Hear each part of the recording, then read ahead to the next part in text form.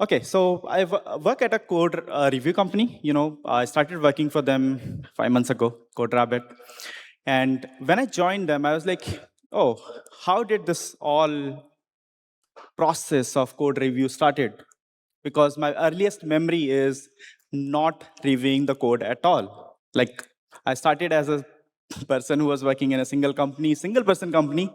I was the only developer who was actually writing code, building it, shipping it, deploying it. So my first introduction to actually reviewing a code was GitHub. I think most of us, right? I think that's where we started. We started seeing the UI, and that's where we started collaboration. So I thought, like, why not to go deep and see the history? So that's what I'm going to share with you. So let's see.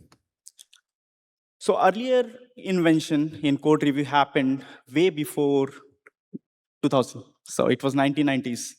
What do you think these people are doing? Wasting time. No, actually, they are doing code review. So this was the earliest invention which happened in 1990. It's called Fagan Inspection, named after the guy, Fagan, who invented this process. So what they used to do is, they do this the paper. The papers are nothing but the copy of your code. So multiple people in the team used to take the printout of the code, review it, like they used to actually write it with pen and pencil, like where this might go wrong, come together and discuss if this code is something which can be pushed to the production. So this is 1990s. So the process was very, tedious, time consuming. People used to meet in person. So it's like planning, overview, preparation, then meet finally. If there is a rework, then whole process happens again. Someone takes the printout, goes ahead, and then, yeah, if there is no follow-up question, people think it's all good. There is no infinite loop. Let's go and merge the PR. So this is what 1990s happened. And then the era of email or internet came in 2000. I think I came to know about this when I was actually looking at some of the emails from Daniel Steinberg. I think that guy is a legend, like, so everyone knows Curl. And he actually mentioned in one of his posts, so he pushes everything as a blog post on his website. And you can see there is actually mention of emails. I was like, really? People used to do this? So in 2000, what happened is, of course, internet came. And this was the era where collaboration started. Like people who have internet access sitting there in other country apart from US, of course, and then they can actually raise a patch to another person who is sitting somewhere else in the world.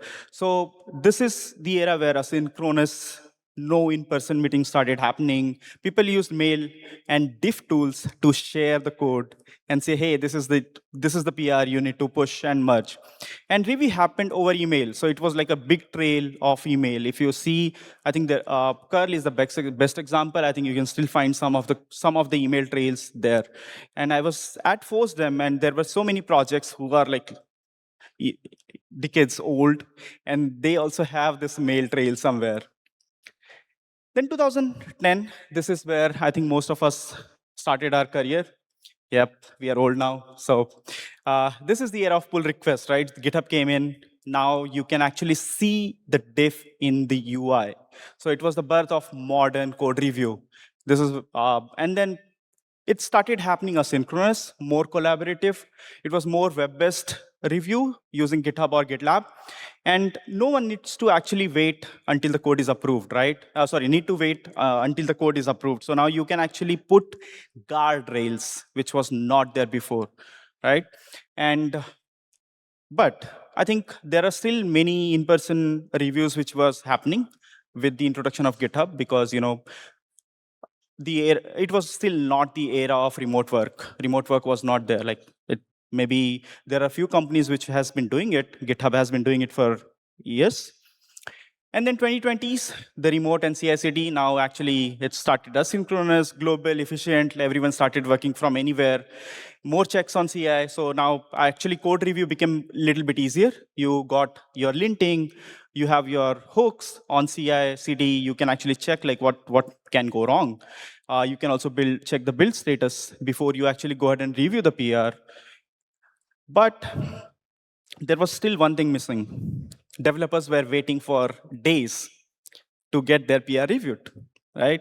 Still, this is something which is still happening, like because number of PRs a team is raising is exponential, like with the introduction of AI. So this is 2020s. A lot of new checks started coming into the GitHub, and people started using it to actually reduce their time. Then code review became a bottleneck again. And this is me asking my senior engineer to review my PR again. So yeah.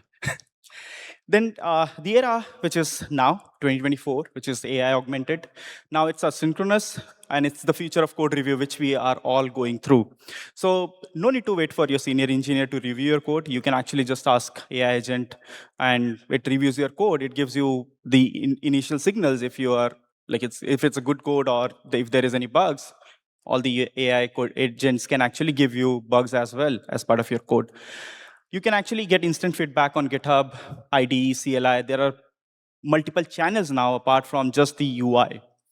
And now more code is actually shipped with confidence. So I'll just skip this slide, but what is next?